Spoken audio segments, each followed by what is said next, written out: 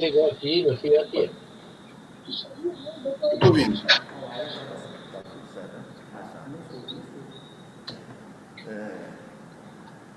Quero aqui dar uma boa noite a todos os campestenses, todos vocês que estão nos ouvindo e assistindo em casa. Essa primeira live de muitas que estão vindo por aí.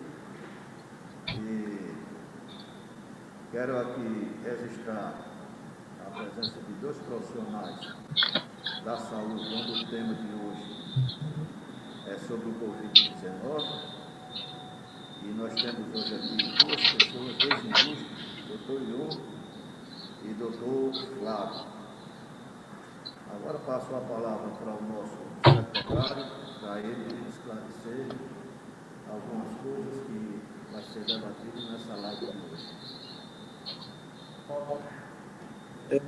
Também quero dar uma boa noite aos convidados, aos telespectadores, ao Dr. Flávio, Dr. Ion, agradecer por ter aceito, o nosso convite para participar da nossa primeira live, aqui do nosso Centro de Estudos Estratégicos e Debates da Câmara Municipal de São José do Campestre, que tem como tema o Covid-19 e seus diversos aspectos. Iremos ter aqui a participação de Dr. Flávio Bezerra, que é clínico geral e que atende aqui no nosso município, e também do Dr. Ion de Andrade, que tem como especialidade epidemiologista, aqui da nossa capital, certo? Então, quero novamente passar aqui para o nosso presidente, José Wilson, para que ele possa dar continuidade à nossa live. Agora vou passar para o Dr. Ion, onde o mesmo tem 20 minutos para fazer suas exclamações com relação ao tema da nossa live. Bom, boa noite a todos. Eu não tive boa audição do tempo, acho que são 15 minutos, né? São 20 minutos. 20 minutos. Eu queria agradecer o convite, queria parabenizar vocês pela criação desse centro de estudo estratégico. Eu acho que os pequenos e médios municípios têm que realmente ter fóruns para discutir essas questões que são importantes para o município, que tocam ao desenvolvimento do município, aos interesses de longo prazo do município, de maneira que eu queria realmente parabenizar isso. Eu acho que vocês estão muito certos de ter dotado o município de uma instância como essa. Eu vou compartilhar aqui uma apresentação e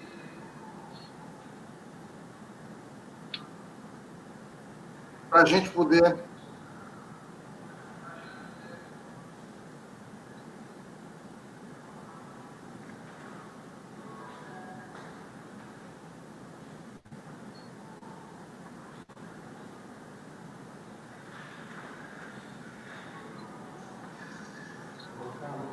Bom, eu espero que vocês estejam vendo a minha tela. Vocês estão vendo? Vamos. Bom, então, só para a gente começar, porque eu acho que coube a mim um pouco essa apresentação da pandemia, como ela se coloca hoje aqui no Rio Grande do Norte. A primeira coisa que eu queria chamar a atenção para vocês é para essa distribuição dos óbitos, Tem o som de alguém que está vazando, viu? Eu estou ouvindo o som de algum dos participantes. E aí a gente vê nessa tela que os pacientes que são positivos para o Covid, eles se distribuem de uma maneira muito assimétrica em relação aos óbitos. Vocês podem perceber como os óbitos, eles estão muito mais concentrados na terceira idade. A gente pode ver que os óbitos se concentram aqui acima de 60 anos, que são essas duas colunas aqui, portanto, toda essa parte são idosos. Mas se a gente for pegar a que isso corresponde em termos de quantidade de doentes, a gente vai ver que são muito poucos doentes idosos e muitos óbitos em idosos. Portanto, uma coisa importante que eu queria compartilhar com vocês nesse início de conversa é que é importante que o município tenha ações focadas na proteção da população idosa para que ela não entre em contato com o Covid, porque a mortalidade está muito concentrada entre idosos. Né? A mortalidade entre jovens, se a gente for prestar atenção a essa proporção de jovens aqui, a gente vai ver que ela é estatisticamente muito pequena e proporcionalmente ainda menor.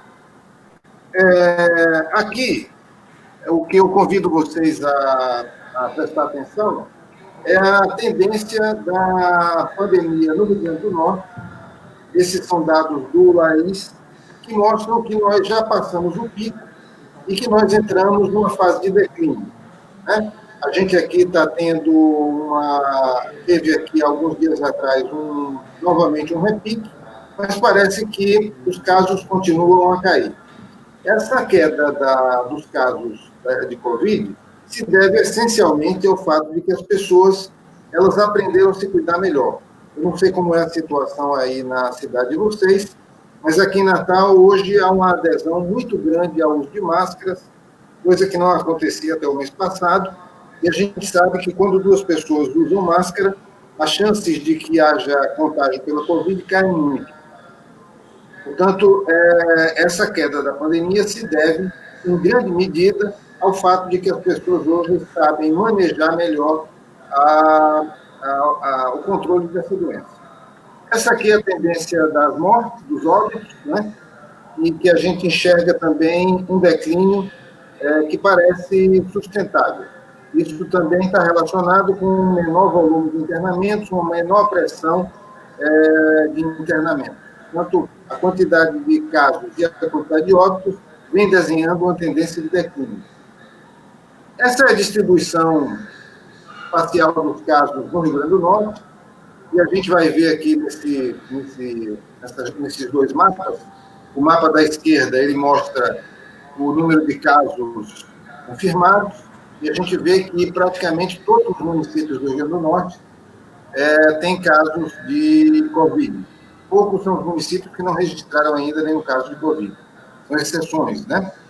E aqui a gente está vendo também a distribuição dos óbitos, e essa é uma epidemia, portanto, que embora tenha começado em Natal e Mossoró, praticamente num tempo semelhante, ela se difundiu praticamente por todo o estado. Né? É uma característica dessa doença o fato de que ela se capilariza de uma maneira muito rápida. Né? Portanto, hoje não há praticamente municípios que não tenham sofrido com a Covid, seja com casos, seja com óbitos. Esse é o mapa de Natal, com a distribuição espacial de casos aqui na capital, e vocês podem prestar atenção como o bairro do Tirol, que é esse que ficou mais escura, ele não somente é o campeão dos casos confirmados, como ele também é o campeão dos óbitos. Né? Não é uma coincidência, quanto mais casos há, maior também a quantidade de óbitos. Portanto, isso nos relembra que a epidemia começou nos setores médios, né? O Tirol é um bairro de classe média de Natal, a epidemia começou nos setores médios, vinda de pessoas que tinham estado na Europa ou nos Estados Unidos e que, portanto, trouxeram o vírus desses países, e foi a partir desses bairros que a epidemia ganhou cidade. Ainda tivemos durante um período, no momento em que a Zona Norte ocupou a dianteira, com bairros da Zona Norte de Natal como os mais atingidos. A gente ainda pode ver esse momento, porque nesse mapa, esses bairros continuam sendo dos mais atingidos, mas o Tirol voltou a ser, Tirol e Lagoa Nova voltaram a ser os centros da pandemia. Esse quadro mostra 4 linhas, são a evolução da epidemia nos estados vizinhos do Ceará, Paraíba, Pernambuco e Rio Grande do Norte, os estados mais próximos aqui do nosso estado. E a gente consegue constatar aí que Pernambuco e Ceará tiveram curvas epidêmicas muito mais agressivas do que o Rio Grande do Norte e a Paraíba. Vocês podem prestar atenção como as curvas foram menos acentuadas entre nós, né? Dando conta de que a epidemia talvez tenha sido melhor manejada nesses dois estados.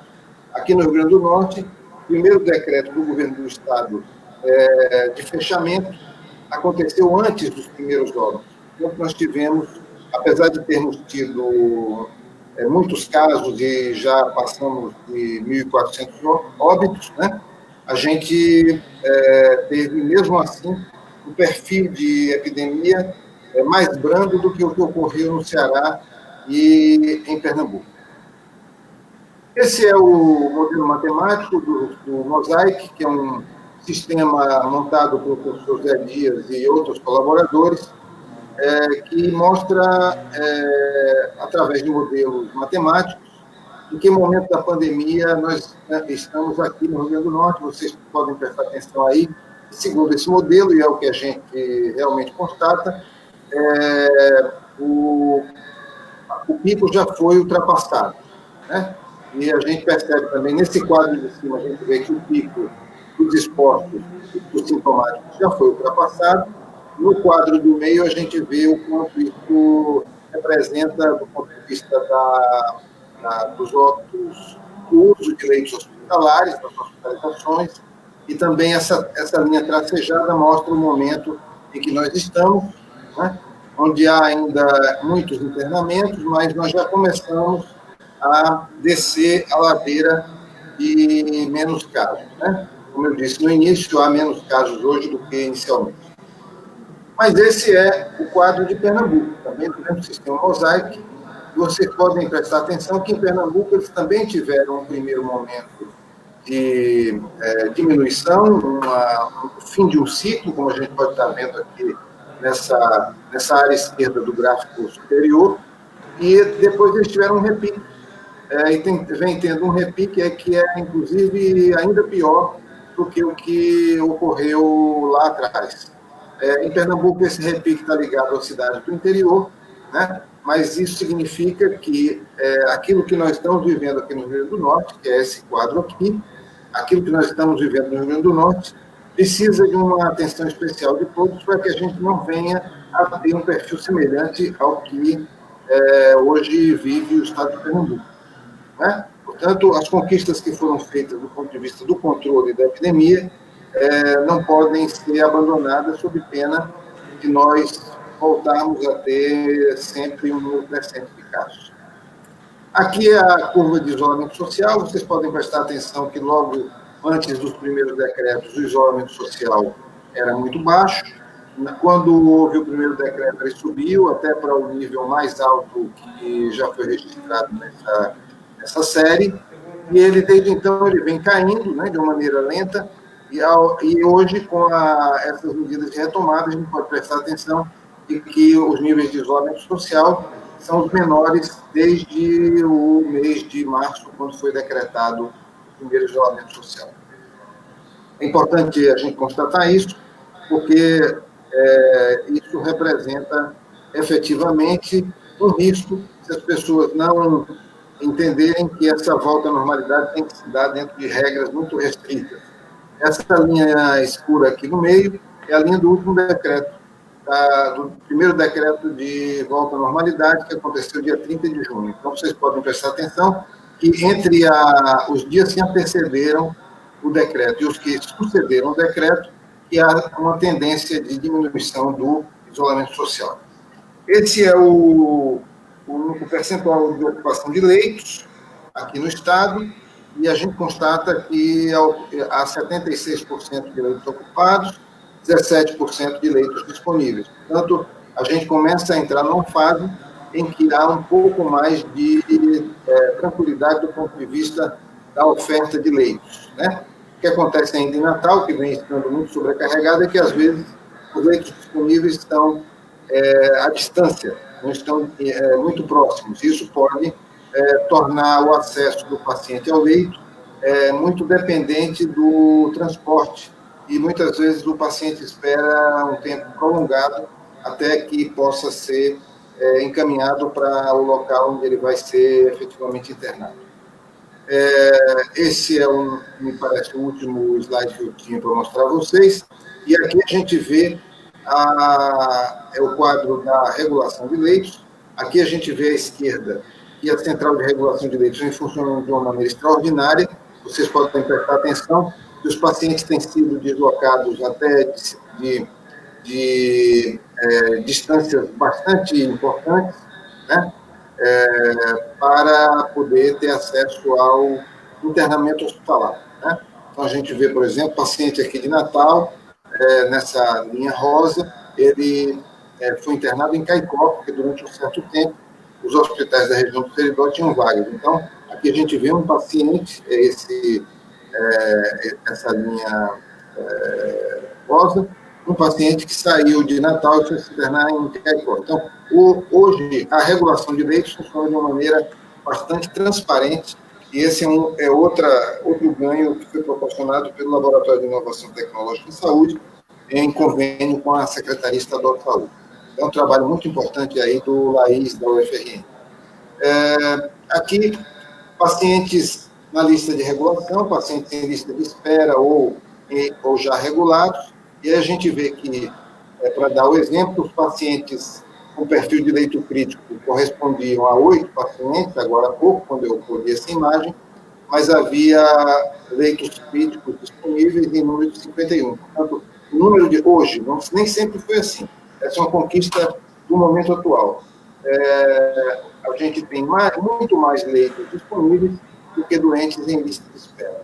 Certo? Mesmo os doentes, aqueles que estão regulados, estão aguardando transporte. Portanto, entre os que estão em situação de espera e os que estão aguardando transporte, 18 contra 51 leitos disponíveis. O problema aqui é que muitas vezes esses leitos estão à distância, portanto, há uma dependência muito grande desses pacientes em relação ao transporte. Então, era o que eu tinha para apresentar a vocês, e eu concluiria essa minha apresentação para devolver a palavra à mesa, e para que a mesa possa, portanto, dar seguimento ao nosso debate, que essa epidemia, a redução da velocidade de contágio, o declínio da pandemia, decorre em grande medida de um comportamento das pessoas, né?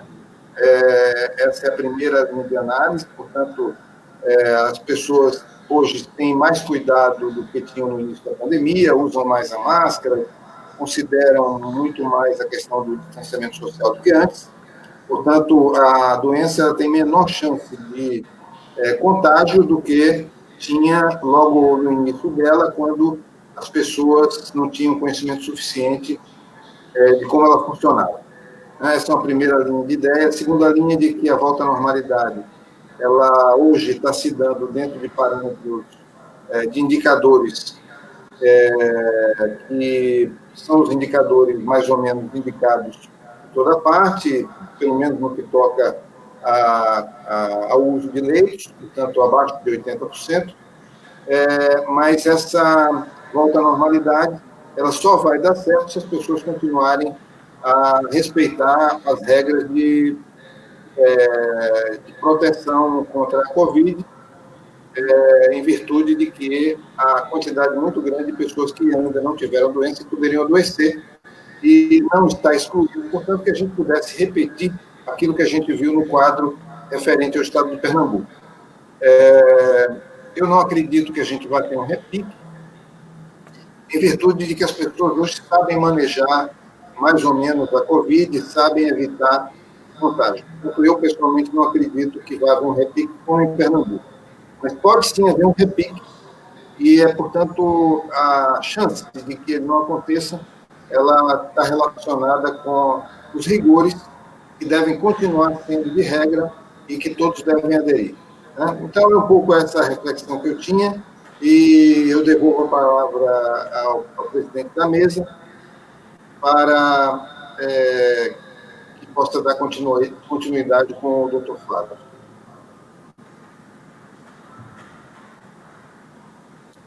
Muito obrigado, doutor Ion.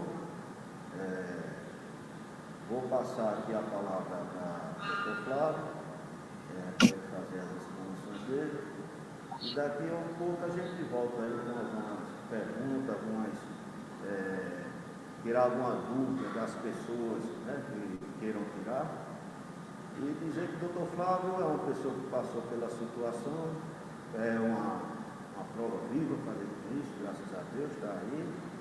E aqui, doutor Flávio, peço para o senhor fazer sua explanação para o povo de São José da Festa. Então, boa noite a todos. Estão me ouvindo bem? Sim. Então, agradecer o convite do Centro de Estudos Estratégicos, na pessoa do vereador Bolinha, a oportunidade de participar desse momento, de compartilhar com o nosso colega, doutor Ion, sabidamente conhecedor da epidemiologia, catedrático, professor. Então, para mim é um prazer. Eu não tenho a facilidade que ele tem para explanar a situação, mas dentro do possível eu vou focar, como me foi pedido, a questão da Covid-19 no nosso município. No início de maio foi que nós começamos a perceber a doença propriamente dita no nosso município, em que surgiram os casos suspeitos e alguns casos confirmados. Até então, nós tínhamos no interior do estado uma situação de privilégio em relação à questão do número de pacientes infectados. Alguns municípios que conseguiram preservar essa questão do isolamento, das barreiras, tiveram situações melhores. E o nosso município teve esse privilégio porque a gente começou a ter casos um pouco mais tarde do que alguns municípios. De forma que também não fugiu o cenário nacional de município pequeno. Tivemos os casos suspeitos, ainda então não estávamos totalmente preparados para receber os pacientes, porque tínhamos uma estrutura que ainda não comportava o paciente, mas diante de toda a situação em que os outros municípios viviam, nós procuramos adaptar o nosso serviço e ele, hoje, no momento, tem condições de receber o paciente com Covid. Foi criado alas, né, para pacientes suspeitos, pacientes confirmados, e hoje nós já internamos pacientes nos nossos municípios, de forma que o fluxo, diante dessa situação que o Dr. Ion explanou, que tivemos um período de pico, depois a questão do início do declínio, e a gente vem acompanhando isso aí de forma que está dando para comportar. Hoje, no momento, temos o número de 8 óbitos no município, de forma que alguns óbitos não ocorreram na nossa unidade de saúde, no nosso serviço, no nosso hospital. Alguns óbitos desses aconteceram com pacientes que foram transferidos para as outras unidades. E também houve a preocupação de montar uma estratégia para que aquele paciente que iniciasse a sua sintomatologia, ele fosse atendido nos programas de estratégia de saúde da família, de forma a não concentrar um número grande de atendimentos no nosso pronto-socorro. Então, o agente de saúde, que é o primeiro elo de ligação entre a população e a equipe de saúde, ele, nas suas visitas domiciliares, eles identificavam os casos suspeitos. Alguns desses casos eram drenados para as unidades básicas de saúde, onde era feito o atendimento por parte do enfermeiro e, posteriormente, também do médico. e, a depender da situação do paciente, era tomada a conduta, ou o isolamento social, com tratamento no domicílio, ou encaminhamento à nossa unidade de saúde.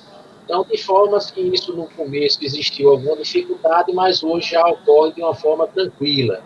E a gente vem conseguindo dar uma resposta à população diante desse fluxo de paciente que é difícil no município onde a gente não tem aquela estrutura física e também não está preparado para receber um paciente com a patologia diferenciada, que até então não existe muito conhecimento sobre ela.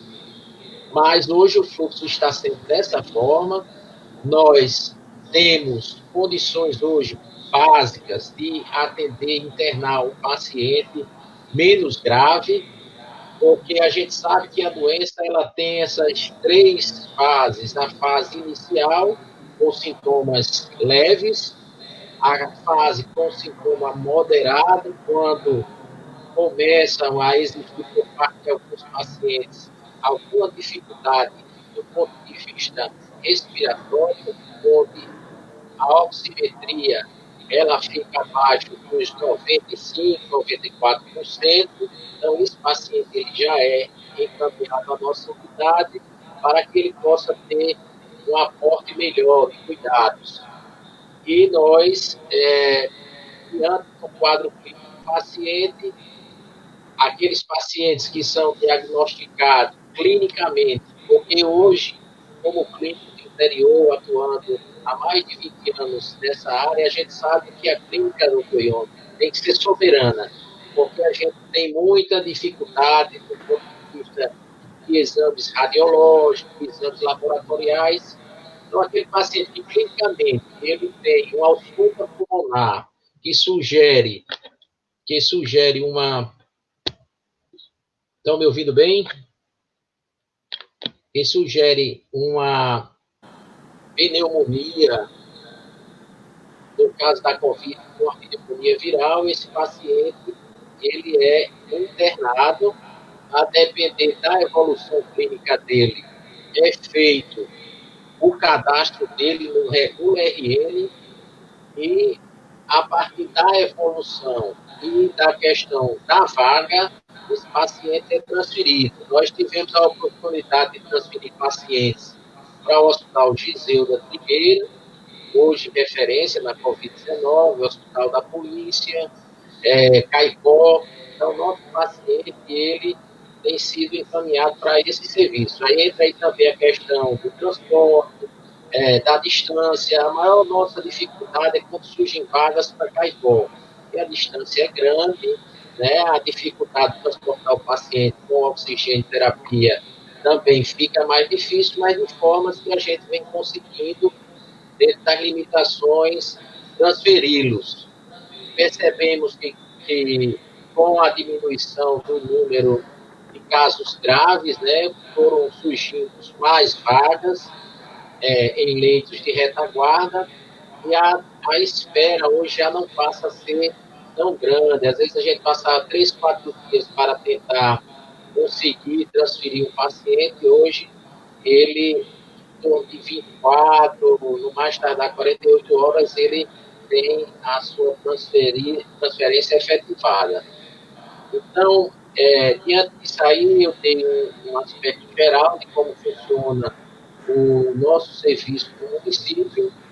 Iria focar aqui que sempre o nosso público-alvo, a maior parte são pessoas da nossa população, que nós não devemos relaxar, devemos continuar com todos os cuidados que a gente diariamente escuta nos programas de rádio, de TV, nas redes sociais, que é a questão do uso de máscaras, a questão da higienização das mãos, e quando isso não for possível, o uso do álcool em gel a 70%, a questão de evitar aglomerações, porque no que diz respeito a aglomerações, houve em relação ao nosso município um momento em que as pessoas achavam que a doença não ia chegar e passaram a se aglomerar em festas, em eventos, e depois a gente tem aí, por 15 dias, os resultados desagradáveis.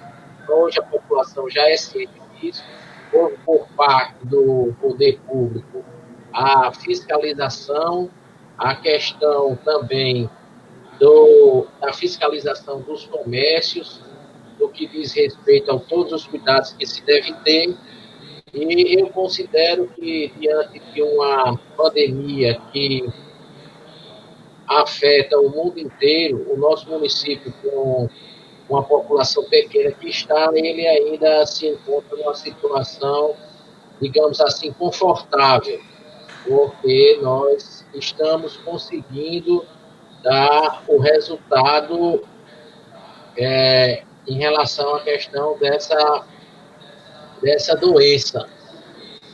E em relação ao que o Bolinha me falou aí, comente um pouco do seu momento, né? Eu, como profissional de saúde, eu fui infectado, provavelmente, no próprio serviço, ao atender uma paciente com a patologia, e é um momento, assim, de muita aflição, porque como eu tive uma forma moderada, eu tive que ser internado, passei há algum tempo, uma semana internado no hospital, com a oxigenoterapia, e evoluí de uma forma que não houve a necessidade de partir para os ventiladores, para os respiradores, né? Hoje agradeço a Deus de poder estar aqui com vocês, compartilhando esse momento, e a experiência, por ser negativa, faz com que eu diga a todos que não existe ainda uma vacina, não existe ainda um medicamento tão eficaz, e as medidas, não é, doutor Ion, de controle, de combate, isso aí ainda são os cuidados. Cuidado consigo próximo e cuidado com o seu próximo. Então, não existe barreira maior do que a máscara, que é uma coisa que a gente vem, né? E infelizmente a gente ainda encontra algumas pessoas que insistem em não usá-la, e isso aí, além de poder estar prejudicando a si próprio, pode estar prejudicando aos seus familiares e às pessoas da população. Eu não sei como está o tempo aí, Bolinha, que eu não computei, você podia me passar? O tempo do local está perguntando.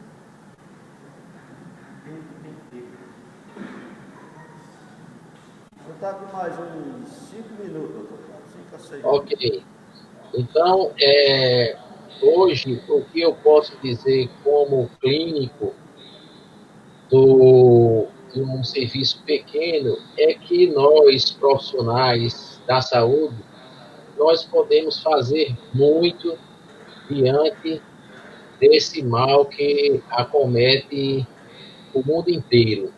Porque muitas vezes não é só a intervenção medicamentosa, clínica, a questão da orientação, desse tipo de trabalho que nós estamos fazendo na noite de hoje, e você está percebendo como funcionam as coisas no seu município, no estado, nos estados vizinhos, essa questão de você poder estar participando junto com outros profissionais e também com o poder público de momentos como esse, para que a gente possa, então, intervir diante daquilo que hoje é dificuldade. Nós sabemos que o nosso município vem procurando a cada dia melhorar a questão da assistência, no que diz respeito aos equipamentos de proteção individual, a questão do transporte, que já teve um avanço extremamente considerado, né? Hoje eu tive a grata surpresa de saber que nós vamos ter uma ambulância específica para o transporte desse paciente, porque muitas vezes havia a dificuldade diante das urgências que acontecem, apesar de ser um município pequeno, nós temos muitas urgências e emergências, e aquela ambulância muitas vezes não dava assim um período para que ela pudesse ser feita toda a sua higienização. E hoje nós temos um transporte específico para aquela patologia, torna a coisa mais fácil, e com mais segurança para o paciente e também para o profissional de saúde. Outra questão que eu gostaria também de focar é a questão da população ela servir de meio de transmitir toda essa questão que nós estamos conversando no dia de hoje.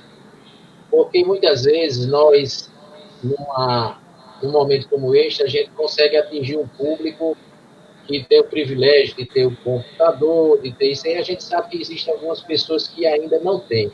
Então, aquele vizinho que tem um vizinho com menos condição, orientar para que ele possa usar a sua máscara, para fazer a higienização das suas mãos, para evitar, muitas vezes, de estar nas vias públicas, correndo o risco de ter esse contato com pessoas contaminadas. Então, essa forma de disseminação da, da situação em que o mundo e o país vivem era extremamente importante.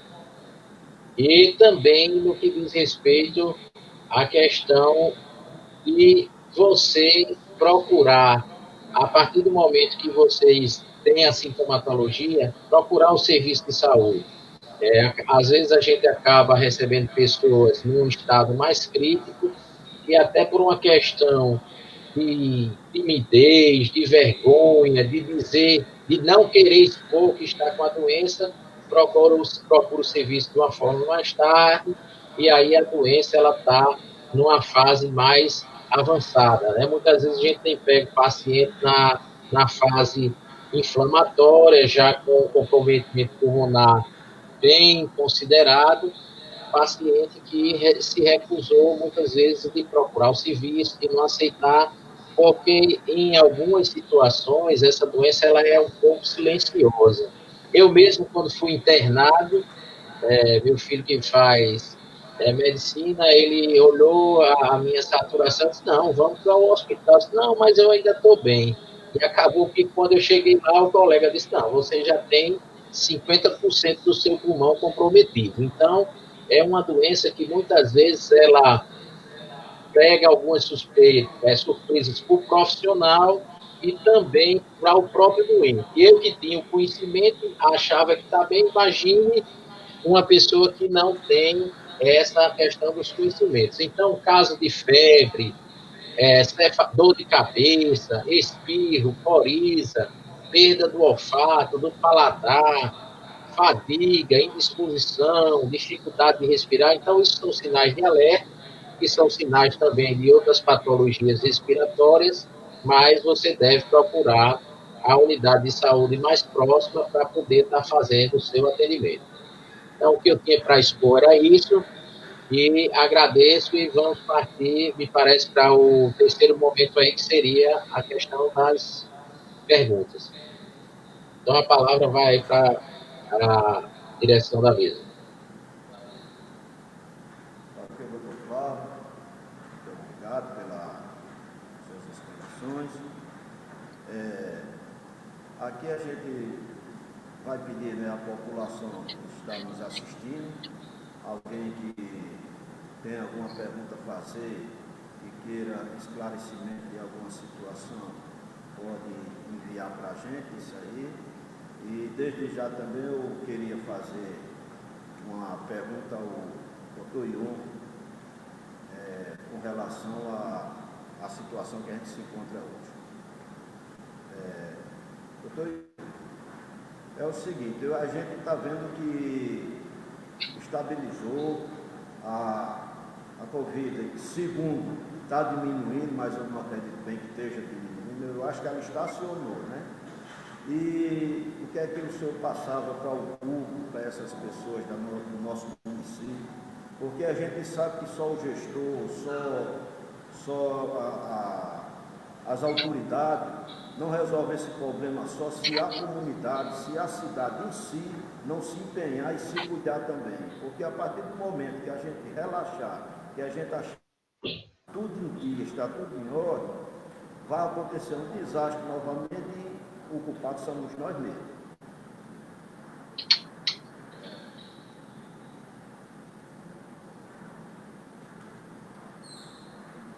Foi para mim, não é? Pergunta, né?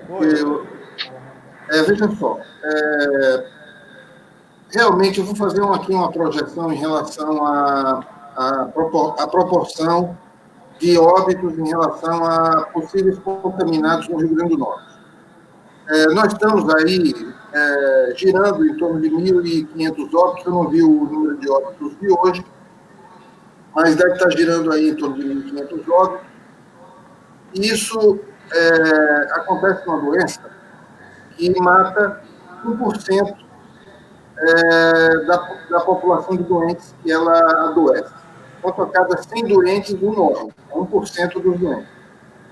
Então, o que significa isso? Significa que, se foram 1.500 óbitos, vamos botar aí mais 500 óbitos, pessoas idosas que morreram em casa e que todo mundo achou que eram mortes naturais, mas não eram Covid. Pessoas que morreram de pneumonia no hospital e que não ficaram diagnosticadas como Covid, mas que de fato eram Covid, essas coisas têm acontecido, tem muitos óbitos a mais do que aquilo que é habitual. Isso está acontecendo em todos os lugares, está acontecendo aqui também. Portanto, vamos imaginar que a gente tivesse 2.000 óbitos, ao invés de 1.500. Então, 2.000 óbitos seriam 1% de quantas pessoas? 2.000 óbitos seriam 1% de 200.000 pessoas. Então, vamos imaginar que hoje 200.000 pessoas no Rio Grande do Norte pudessem ter entrado em contato com o vírus.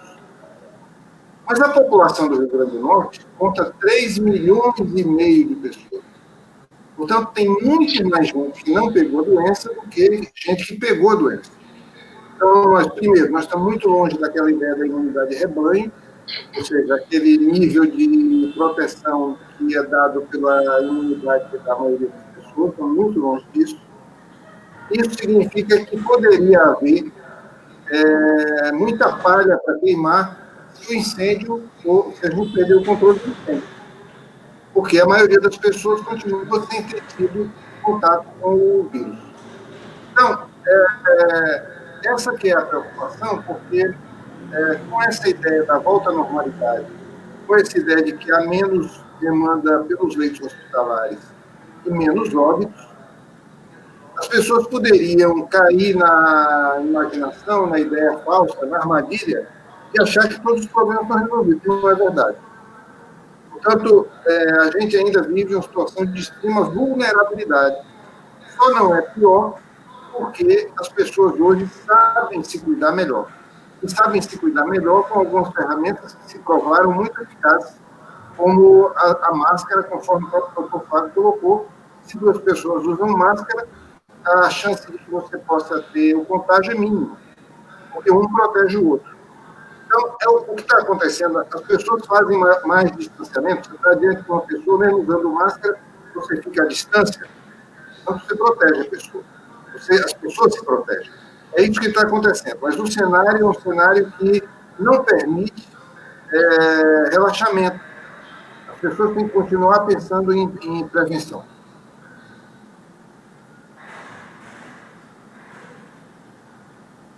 Muito obrigado, Fernando, pelas suas informações. Aqui eu vou passar para o nosso secretário. Ele tem uma pergunta para ser. Vamos você. Boa noite, mais uma vez.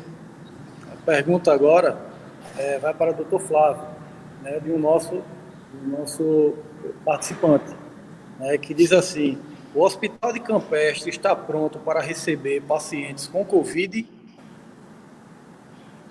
Bem, eu explanei para você que hoje nós não temos a estrutura ideal para receber o paciente de Covid, mas nós temos as condições mínimas para recebê-lo, internar, tratar. Inclusive, nós tivemos a oportunidade de tratar alguns pacientes que eles foram tratados e tiveram alta dentro do próprio serviço. Então, hoje, eu digo que sim, que o Hospital de Campestre ele tem condições de internar o paciente com Covid e de atender o paciente com Covid. Ok. Tem mais uma pergunta aqui, essa para o doutor Ion, né?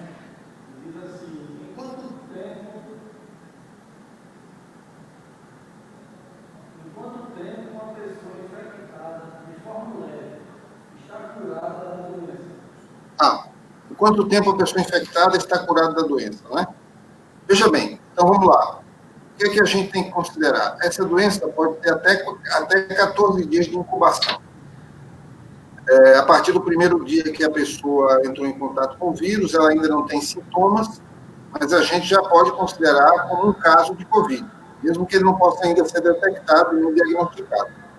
Portanto, se a gente começar a contar a partir do momento do contágio, a gente tem que pensar que ele pode durar até 14 dias para o surgimento dos primeiros sintomas. A partir dos primeiros sintomas, até que a pessoa tenha sido curada, se a doença for uma doença leve, e ela deixe de transmitir, portanto, vamos imaginar aí um cenário em que a pessoa tem uma doença e não tenha outra complicação, o que se estabelece é que cerca de 12 a 14 dias depois a pessoa já não está mais transmitindo o coronavírus. Então, vamos imaginar aí, a pessoa pegou a doença, ela demorou 14 dias para aparecer os primeiros sintomas.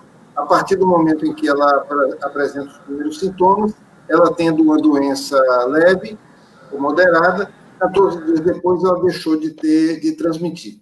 Portanto, a doença poderia durar, nesse cenário, 28 dias. 14 entre a incubação, entre o contágio e a incubação e os primeiros sintomas, e a partir daí, mais 12 a 14 dias, 28 dias.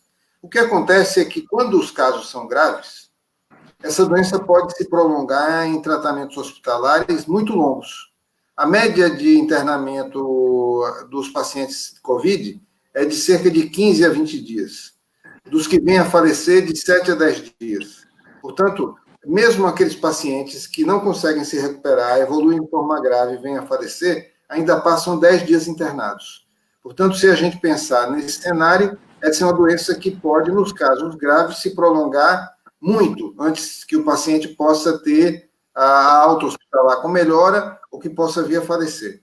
Então, é um cenário que poderia prolongar a doença muito mais.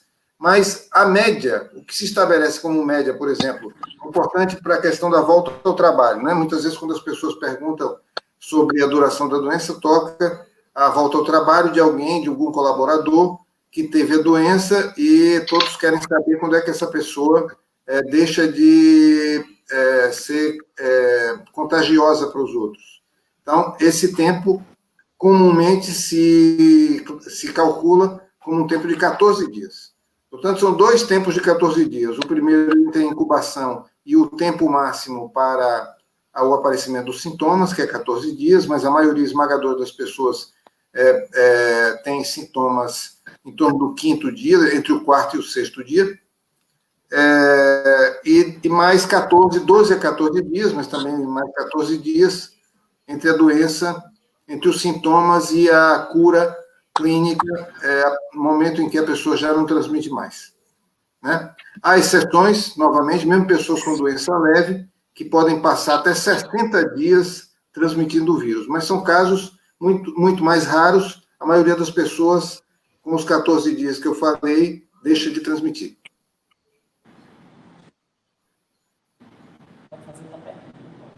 Obrigado, doutor Ion. Tem mais uma pergunta aqui para o doutor Flávio. Doutor Flávio, como deve ser feito o período de quarentena em casa para quem está com sintomas ou diagnosticado com Covid? Essa questão coincide mais ou menos também com a questão do tempo de transmissibilidade da doença. Ao diagnosticar a doença, ou você atendendo o paciente com a sintomatologia que leve a pensar num caso de Covid, normalmente a gente orienta para que aquele paciente ele fique num período de pelo menos 14 dias em isolamento. Aí a gente vai, numa situação dessa, ver os diversos aspectos. A questão do ambiente onde ele mora, a questão de como é que ele deve se comportar na sua residência, que a gente sabe que as casas normalmente têm poucos cômodos. Então, diante de cada situação, a gente faz uma orientação específica para aquela pessoa, mas, em média, a gente orienta para que aquele paciente ele fique 14 dias em casa.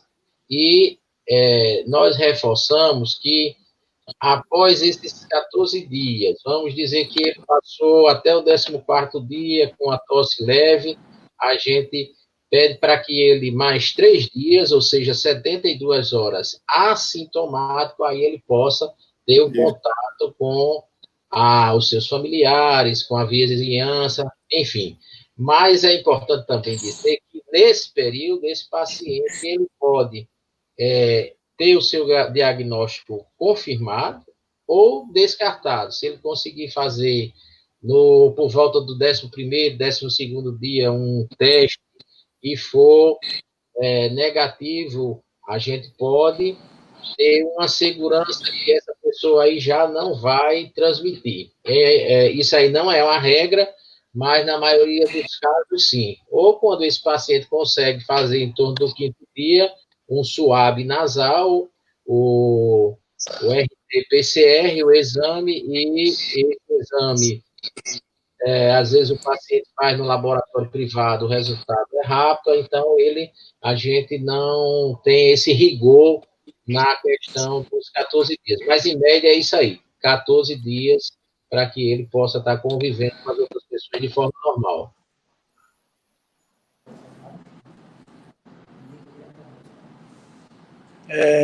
Quero aqui agradecer a resposta, né, do Dr. Flávio, Dr. Ion, respostas essas esclarecedoras, precisas e importantes, né, para que a população em geral possa se conscientizar e tirar as dúvidas, né, que quiseram tirar. Né. Quero, neste momento, passar novamente para o nosso presidente, o vereador Bolinha, para que ele possa dar continuidade.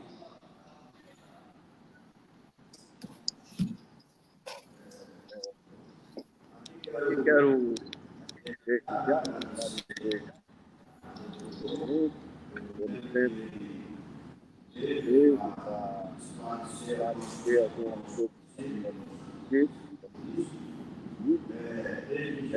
desde já a doutora e toda a população, todo mundo que está em casa, se houve algum erro, alguma coisa, até porque é a nossa primeira live, e a gente vai tentar aprimorar tudo melhor, se Deus quiser, vamos fazer uma coisa bem tranquila. E desde já, doutor Ion, agradecer mesmo do fundo do coração, e Campestre lhe agradece pelas suas informações, onde aqui, em nome do gestor, do nosso município, de todo mundo, nossos vereadores, todos eles estão agradecendo de coração a sua participação nesse momento, que foi muito importante para o povo de São José do Campestre.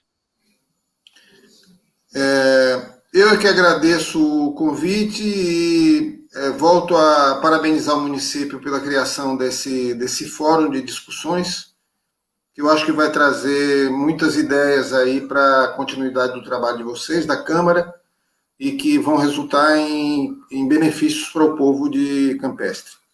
Então, meu agradecimento, meu desejo de boa sorte à cidade no enfrentamento dessa pandemia, né? É um prazer conhecer o Dr. Flávio e o desejo de que nós possamos, em outras ocasiões, vir discutir sobre temas que possam ser outros, né? Que a gente possa ter sido vitorioso, plenamente vitorioso na luta contra essa doença.